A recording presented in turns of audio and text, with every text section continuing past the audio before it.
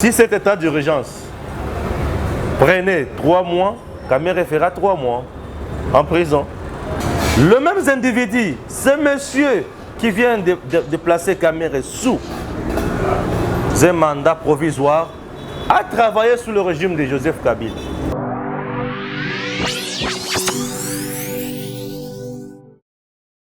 Merci. Analysons froidement la République démocratique du Congo sur le plan de la justice. Analysons un peu certaines choses froidement en RDC. Kamere aujourd'hui en prison, c'est bien. Vital Kamere tombe. Il est en prison. C'est une première d'abord en RDC de voir un directeur de cabinet aller en prison.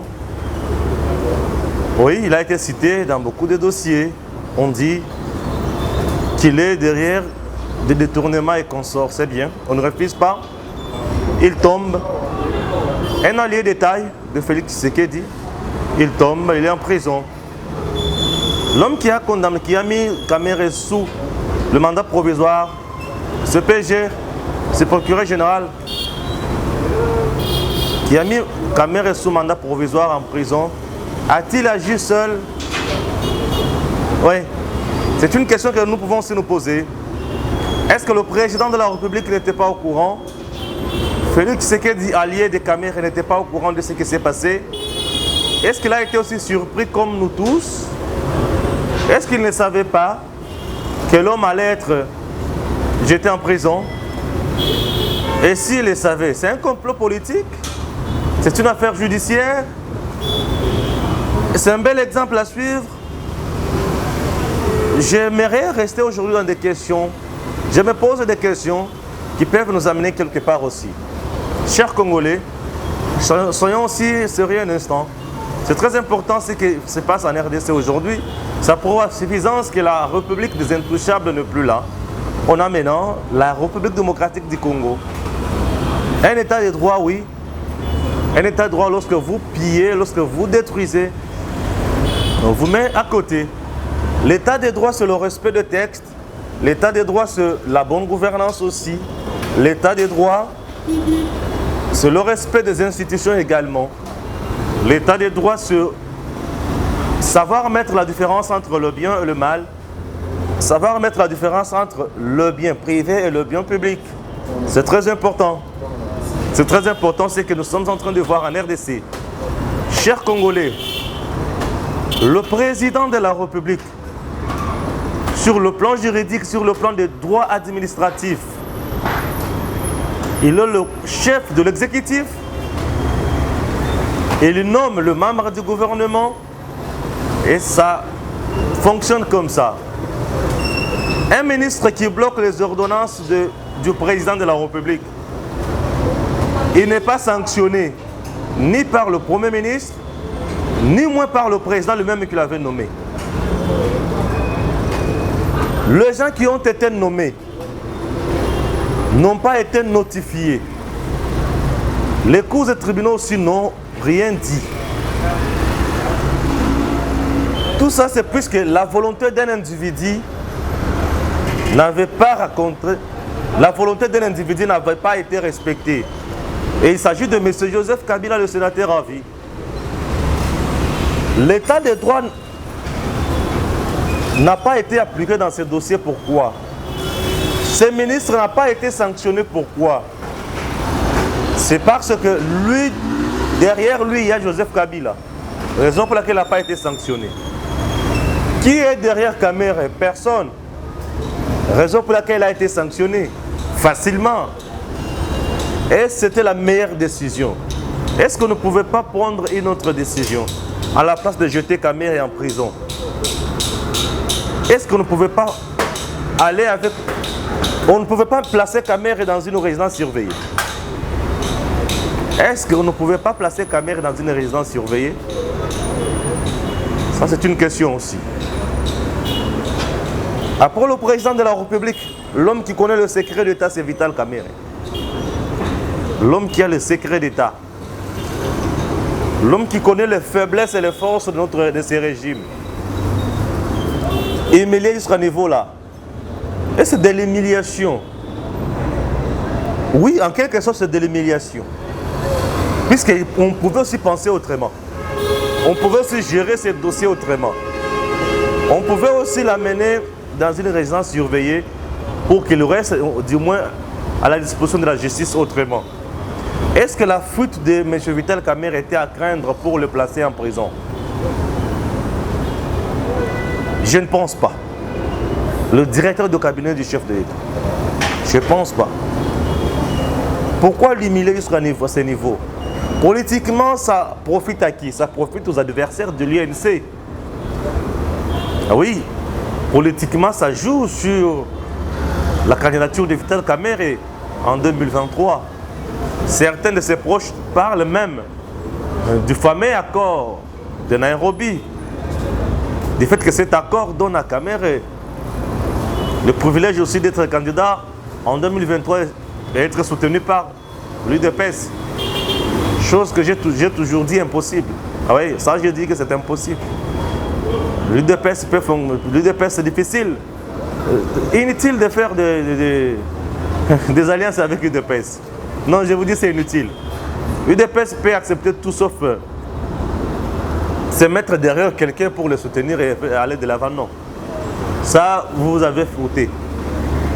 Vous pouviez négocier avec tout le monde sauf l'UDPS en matière de... Pour un problème de ce niveau-là, non. L'UDPS ne le fera jamais, j'ai dit. Connaissance est partie avec ses militants. Ah oui. Chers Congolais, Albert Youma qui a été cité dans un dossier de 200 millions de dollars américains. On a vu Chadari menacer la République en disant que si jamais l'homme était jeté en prison, la RDC allait être paralysée. Qui a arrêté Albert Youma? Personne. L'état des droits n'avait pas encore commencé. Je pose la question. L'état des droits n'était pas encore en marche? Compliqué. Là, l'état des droits n'était pas encore en marche, j'ai l'expression. Peut-être l'état du droit était encore au niveau de la 10e rue. Analysons un peu les choses telles qu'elles sont. Est-ce vrai que le monsieur ici, les fameux de la Gécamine, Albert Youma, était clean dans ce dossier? Je ne pense pas. Oui, je ne pense pas. Puisqu'il y a des choses que nous devons aussi dénoncer, qui ne marchent pas bien. Chers Congolais, l'état des droits marche, c'est bien. Mais nous risquons d'entrer dans des guerres inutiles. Je donne encore un autre problème. J'ai toujours dénoncé ces problèmes. Gédéon Kyungu. Ces bandits qui tuent, qui pillent. Alors, une poignée de députés provinciaux du Haut-Katanga se mettent ensemble pour soutenir ces gars. Bon, cette poignée se met ensemble pour soutenir ces gars et pense que Gédéon Kyungu c'est un grand homme. Le ministre le vice-premier ministre en charge de l'Intérieur arrive là et jusqu'à présent il n'a pas encore gain de cause. Le président ordonne qu'on arrête ces bandits. On est jusqu'à présent incapable de l'arrêter. Disons-nous la vérité. Les députés provinciaux qui veulent contrecarrer la décision du président de la République sont du FCC. J'ai l'impression que les gens du FCC sont inattaquables ou inarrêtables et peuvent faire bon leur semble. Et au finish, ils sont quittes. Ils sont clean. Personne ne les attaque. Le fameux député du FCC qui avait dit que le président était inconscient, pourquoi n'a-t-il pas été arrêté? Bahati Lukwebo avait intenté une action en justice contre Némi Moulania, Steve Mbikai Néné Koulou pour usurpation de pouvoir en divisant l'AFDC et alliés. Chers Congolais, ce dossier est sans suite jusqu'aujourd'hui. Le dossier de Kamere, invité, lancé directement sous mandat provisoire. Placé directement sous mandat provisoire. Entre-temps, l'homme de la cassation là, du côté de la cour de la cassation, lui dit il verra tous les dossiers après confinement ou bien après l'état d'urgence. Pour lui, présentement, c'est l'état d'urgence. Il n'a pas le temps de se mettre à regarder des dossiers et consorts. Donc, si cet état d'urgence prenait 3 mois, Kamere fera 3 mois en prison. Si cet état d'urgence, si l'état pendant lequel nous sommes nous prendrait 6 mois, c'est supposé que Kamere ferait 6 mois de prison. Va-t-il démissionner ou rester toujours directeur de cabinet en prison? Va-t-il continuer à traiter les affaires de la présidence en prison? Ou ça sera comment? Le monsieur qui est le vice-directeur de cabinet serait aussi cité dans ce dossier. Pourquoi lui n'a-t-il pas été inquiété? Je me suis dit aujourd'hui, je vous présente une émission avec beaucoup de questions. Je me suis posé beaucoup de questions. Je conclus en disant ceci.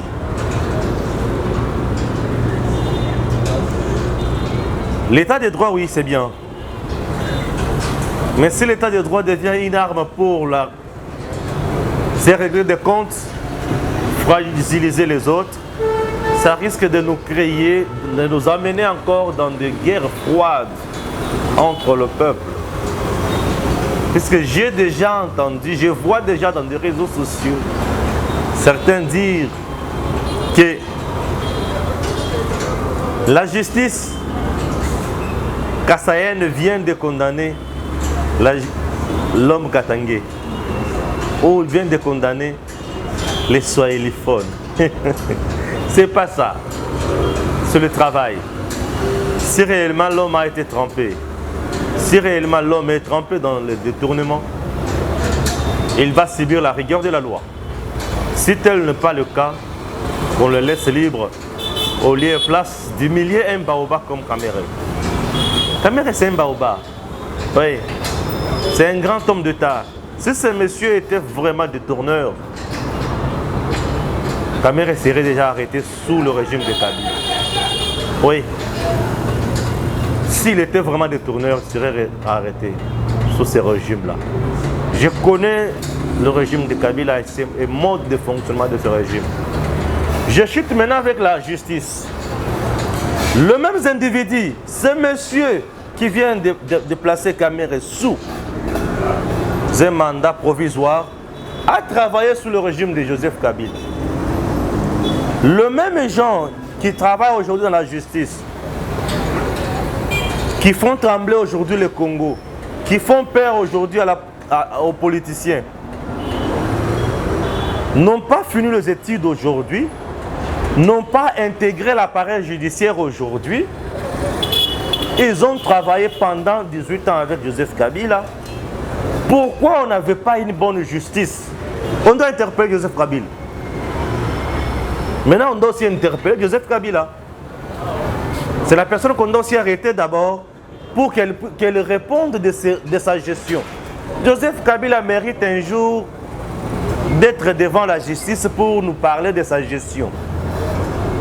Sous sa gestion, il y a eu beaucoup de généraux qui ont été cités dans des bavures compliquées. Pourquoi pas, au nom de la continuité de l'État, ne pas interpeller ces gens-là? Chers Congolais, il est temps qu'on comprenne les choses. On ne peut pas fragiliser VK.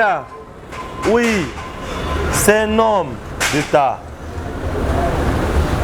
Vous pouvez croire que c'est une façon de le fragiliser, Or, c'est une façon de les former, de les forger encore, afin de devenir encore grands. Bref, Joseph Kabila, non, Vital Kamerhe vient de faire la prison comme étant politique. Et c'est une première. Comprenez déjà que vous avez affaire à un monsieur intelligent. À très bientôt.